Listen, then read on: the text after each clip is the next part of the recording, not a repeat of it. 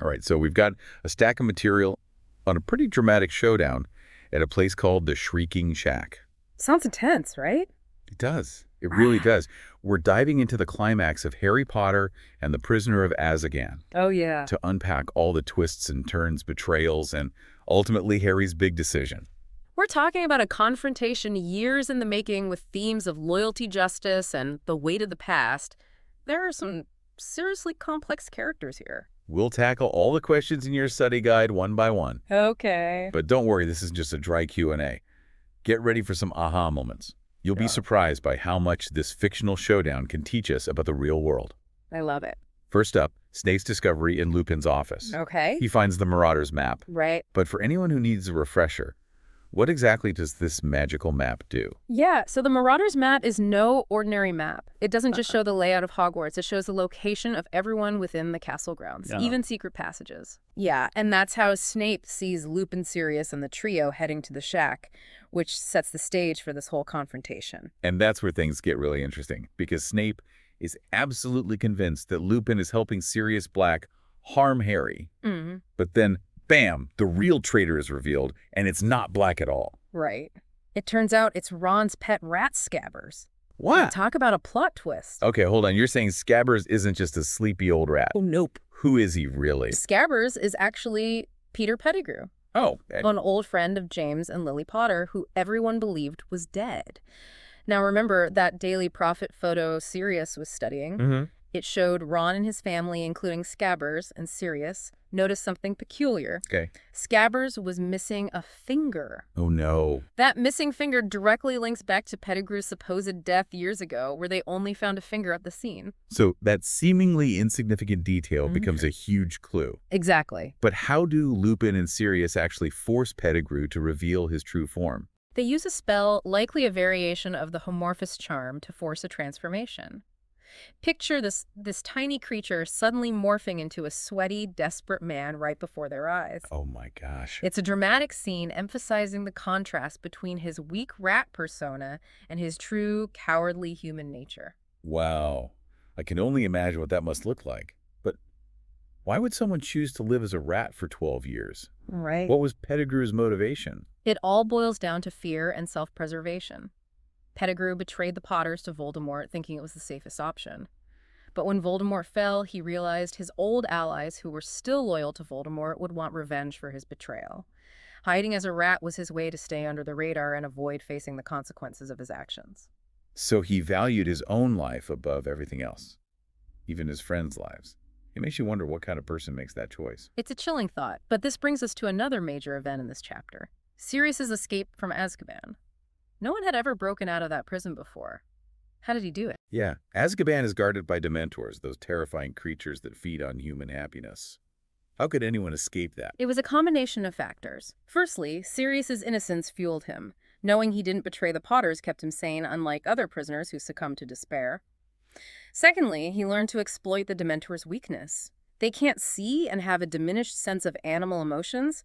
This is where his animagus form comes in. Right, Sirius can turn into a dog. But how did that help him escape? Think about it. Dementors feed off negative emotions. As a dog, Sirius's feelings were simpler, less human, making him less appealing to the Dementors. He was also small enough to slip through the bars of his cell.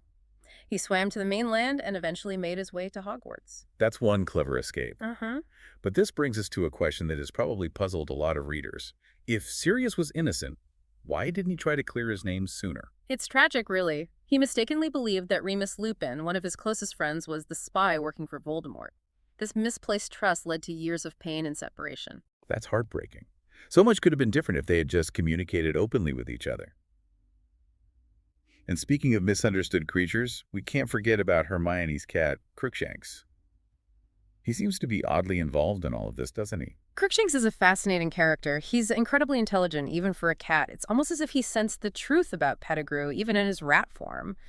Crookshanks stole passwords to help Sirius enter Gryffindor Tower, and even tried to catch Pettigrew when he was trying to escape. So Crookshanks was playing detective all along. Right. Makes you wonder how much animals truly understand about the world around them. It's a question that sparks the imagination. But before we move on to the next part of your study guide, there's one more thing I find fascinating about this whole situation, the fact that Sirius didn't tell Lupin about the switch in Secret Keepers. Why do you think he kept that a secret? That's a great question. Yeah. I guess it goes back to that same issue of misplaced trust. If Sirius had confided in Lupin, so much heartache could have been avoided. It really highlights the devastating consequences that can result from assumptions and lack of communication. And that sets the stage for the truly pivotal moment in this chapter, Harry's decision. Right. It's time to dive into that incredible moment where Harry chooses to spare Pettigrew's life. What led him to make that decision? We'll unpack that and more when we return for the second part of our deep dive. Welcome back. Oh man, talk about a cliffhanger. I know, right? We left off with Pettigrew's true identity revealed and Sirius's name finally cleared. Uh-huh. But just when you think things can't get any more intense, they do. Mm-hmm. So what happens next?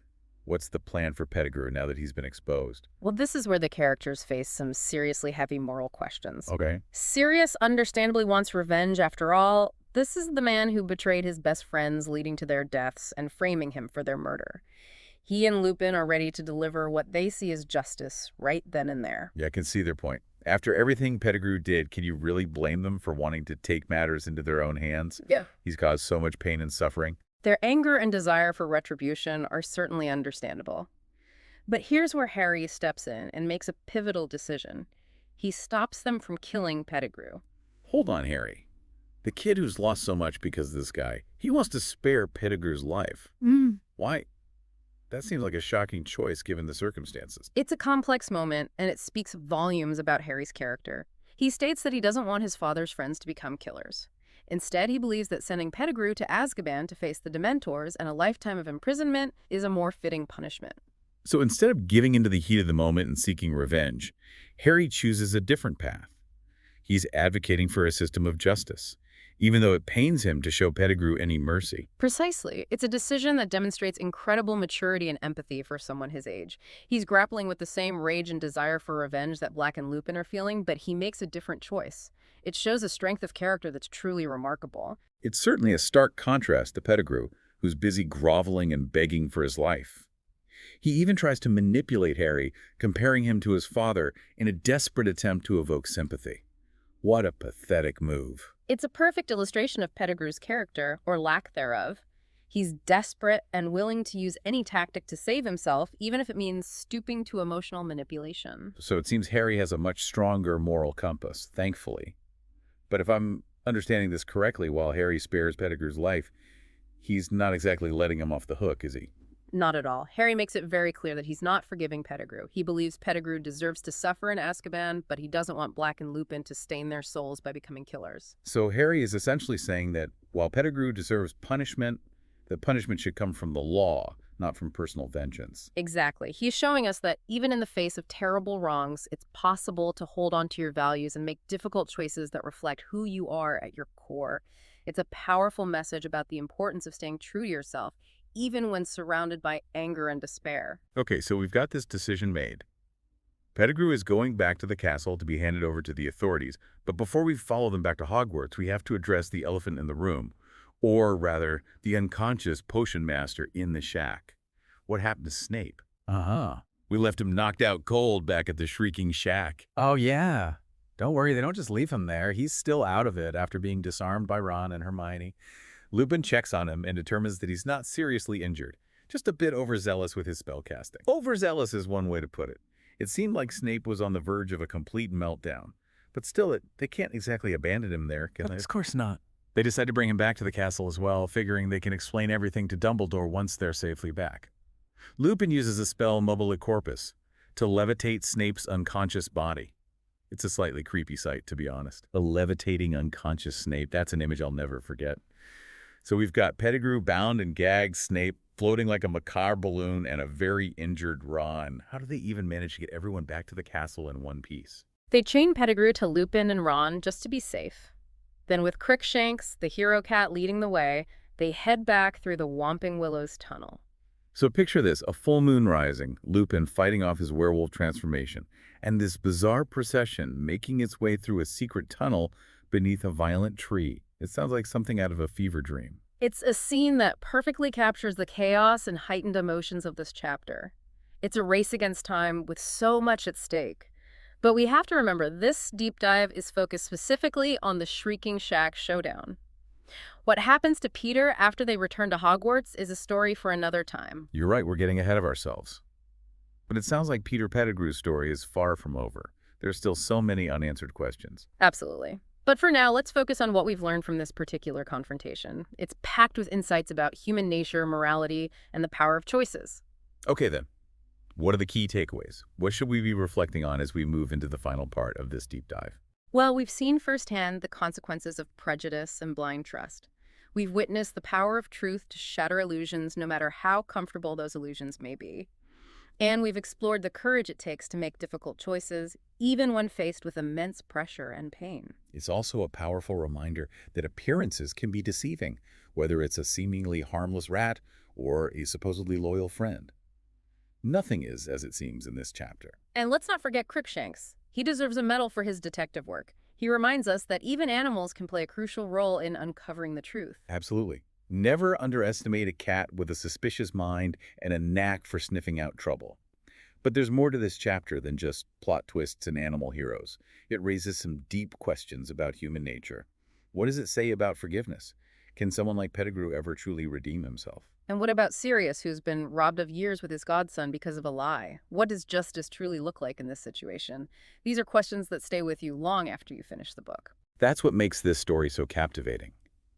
It's not just about magic and adventure. It's about the complexities of human nature, the choices we make and the consequences that ripple outwards. It's a story that resonates with readers of all ages. If we connect this to the bigger picture, it's almost like J.K. Rowling is holding up a mirror to the real world where things are rarely black and white. Truth can be elusive, and our perceptions are often clouded by our own biases and assumptions. And that's why we keep coming back to these stories even after all these years. They challenge us, they make us think, and they remind us that even in the darkest of times, there's always hope, courage, and the power of love. They offer a timeless message that resonates across generations. Beautifully said. Now, are you ready for the final part of our deep dive? We'll unpack Harry's decision in more detail and explore the ripple effects of this incredible confrontation. There's still so much to uncover. Let's do it. This has been an incredible journey so far, and I can't wait to see where it leads us next. Okay, we're back for the final part of our Shrieking Shack deep dive. It's been quite a journey. It really has. Yeah. So we uncovered Peter Pettigrew's betrayal, witnessed Sirius Black's vindication, and explored that incredible moment when Harry makes the choice to spare Pettigrew's life. What a wild ride this chapter has been. Absolutely. And this last section is where we see the themes of justice versus revenge come to a head.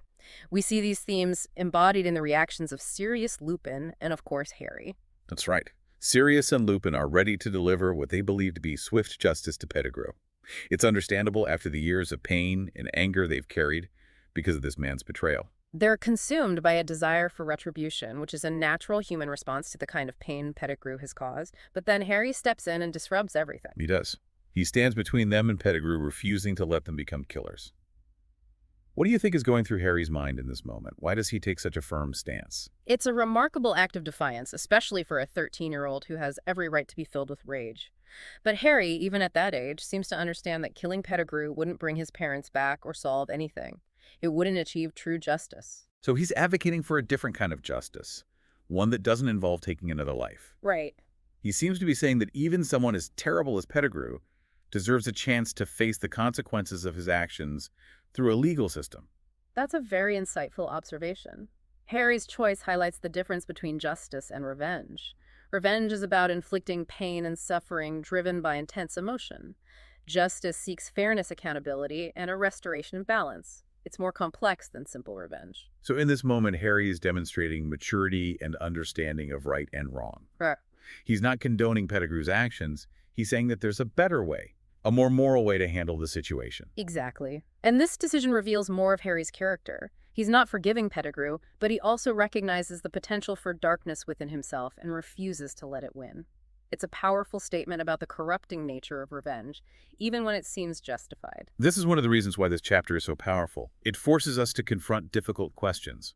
What would we do in Harry's shoes? Would we choose justice over revenge? It's a question worth pondering.